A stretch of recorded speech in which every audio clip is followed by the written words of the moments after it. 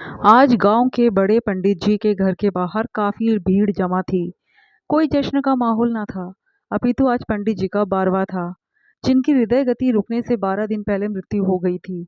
उनके रिश्तेदार, गांव के बड़े लोग, उनका बेटा और दोनों बेटियां वहां मौजूद थे। शिशि पूजन का कार्यक्रम हो चुका था। अब पगड़ी की रस्म हो रही थी, पर पगड़ी की रस्म शुरू होने के पहले ही माहौल बहुत गर्म हो चुका था। बाहर से आवाजें आ रही थी, जो कमरे तक सुनाई दे रही थी। बड़ी पंडिताइन जी अंदर कमरे में बैठी बैठी बस कयास ही लगाई जा रही थी कि आखिर हो क्या रहा है। तभी उनकी छोटी बेटी मधु ने आकर कहा, माँ आप बाहर आइए। क्या बात है बेटा, और ये अचानक इतना शोर कैसा? बड़ी पंडिताइन ने पूछा। आप एक बार बाहर तो आइए, आपको सब समझ में आ जाएगा, उसने रूंधे गले से कहा। अरे ऐसे कैसे उठकर बाहर आ जाऊं? तू जानती है ना कि ये तो एक गांव है। यहाँ मेरा उठकर बाहर जाना मतलब लोग बातें बना देंगे। माँ की बात सुनकर मधु वापस बाहर आ गई, लेकिन धीरे धीरे शोर और तेज होता गया। मधु दोबारा लौटकर पंडित ताइन जी के पास आई। माँ अब तो लोग बुला रहे हैं, आप बाहर आ जाओ। बेटा क्या हुआ है, मुझे बता तो सही। अभी तो पगड़ी की रस्म चल रही थी, फिर अचानक से ये हंगामा क्यों हुआ? बड़ी पंडिताइन हैरान थी कि हो क्या रहा है। माँ आप बस बाहर आ जाओ। मधु के जोर देने पर पंडिताइन जी आखिरकार अपने सिर के पल्लू को ठीक करती हुई उठकर बाहर आई। देखा तो बेटा दिनेश, बहू चंचल और उसके मायके वाले एक तरफ खड़े हुए थे। वही बड़ी बेटी सुभद्रा अपने पति सोहन और गांव के बड़े बुजुर्गों के साथ दूसरी तरफ खड़ी हुई थी। उन सबको इस तरह देखकर पंडिताइन ने अपने बेटे की तरफ देखा तो उसका चेहरा तमतमा रहा था, जबकि दूसरी तरफ बहू और बेटी दोनों को ही चेहरा गुस्से से लाल हो चुका था। पंडिताइन ने मधु की तरफ हैरानी से देखा, पर उसने कुछ कहा नहीं। इतने में गांव के मुखिया जी बोले, पंडिताइन जी आपके घर का मामला है, आप फैसला करो। मुखिया जी की बात सुनकर बड़ी पंडिताइन हैरान होते हुए अपने बच्चों की तरफ देखने लगी। फिर बोली, क्या बात है मुखिया जी, आखिर बात तो बताइए। ये क्या बताएंगे, मैं बताता हूँ। आप मेरा हक कैसे छीन सकती है? पगड़ी तो मेरे सिर पर बंधनी थी ना, तो जीजी काहे खड़ी हो गई पगड़ी बंधवाने के लिए?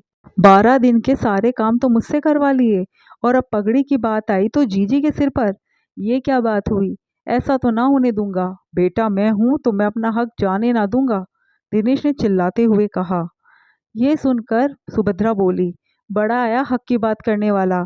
उस समय कहा गया था जब माँ बाबूजी को तेरी सबसे ज्यादा जरूरत थी, तब तो तुझे बीवी और उसके मायके वाले नजर आते थे। कभी भरपेट खाना तक ना खिलाए इन लोगों को, और आज आ गया अपना हक मांगने के लिए। हक के नाम पर इस कोठी पर नजर है तेरी। तुझे इसे बेच खाने की नियत है, इसलिए तू पगड़ी अपने सिर पर बंधवाना चाहता है। बड़ी बहन ने गुस्से में तमतमाते हुए सबके सामने ही कहा, जीजी इतने लोगों के सामने मुंह ना खुलवाओ, वरना सारी शर्म लिहाज जाती रह जाएगी।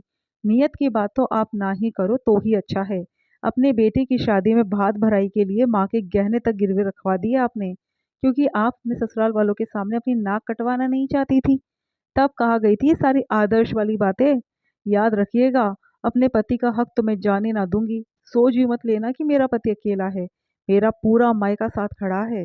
अब की बार बहू चंचल ने भी जवाब दिया, अरे हिम्मत है तो आमना सामना करके दिखाओ। क्या करोगे तुम लोग, हम भी तो देखेंगे। समझ क्या रखा है कि मेरी पत्नी अकेली है? मैं भी खड़ा हूँ उसके साथ। एक बार आमने सामने तो आओ, नहीं पूरा गांव का गांव बुला लिया तो फिर बता देना। अब की बार दामाद ने भी कहा, पगड़ी का मतलब भी जानते हो तुम लोग? पगड़ी का मतलब घर का मुखिया बनना नहीं होता है, बल्कि पगड़ी का मतलब एक पूरी जिम्मेदारी है, जो तुम लोगों से तो उठाई नहीं जाती।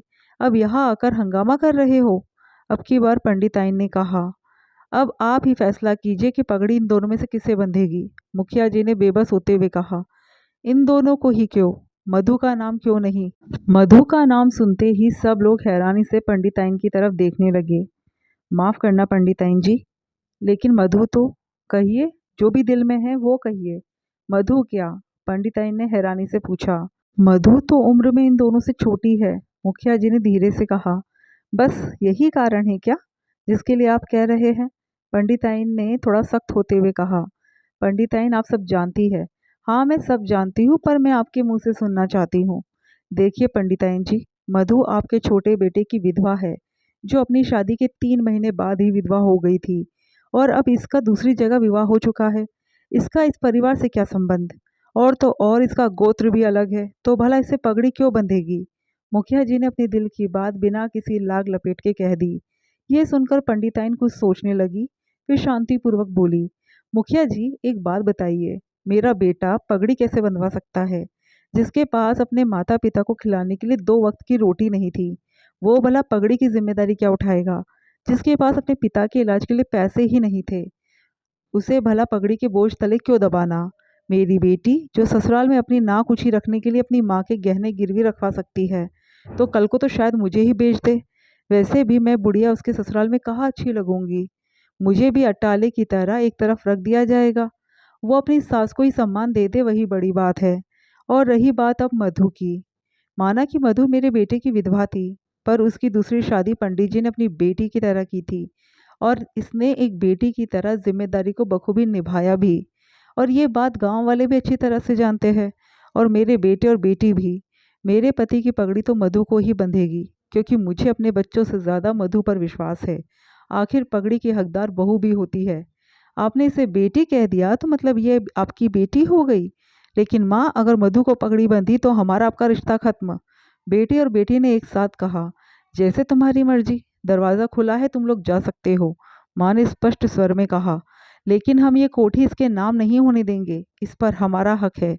अभी तक आपस में लड़ रहे दोनों भाई बहन अपनी लड़ाई भूलकर माँ के सामने हो गए। इस कोठी पर किसी का भी हक नहीं है। तुम्हारे पिताजी ने मरने से पहले ही इसे अनाथ आश्रम के लिए दान दे दी थी। उनकी वसीयत के अनुसार जब तक मैं हूँ तब तक मैं यहाँ रह सकती हूँ। अब बस तुम्हारे पास संपत्ति के नाम पर मैं हूँ, और जहाँ तक मैं जानती हूँ तुम दोनों ही मुझे लेना पसंद नहीं करोगे, इसलिए चुपचाप यहाँ से चलते बनो। ये कहकर पंडिताई ने मधु को आगे कर दिया। दिनेश और सुभद्रा वहाँ से अपना समूह लेकर चलते बने, और आखिरकार पगड़ी पूरे गांव की सहमति से मधु के सिर पर ही बंधी।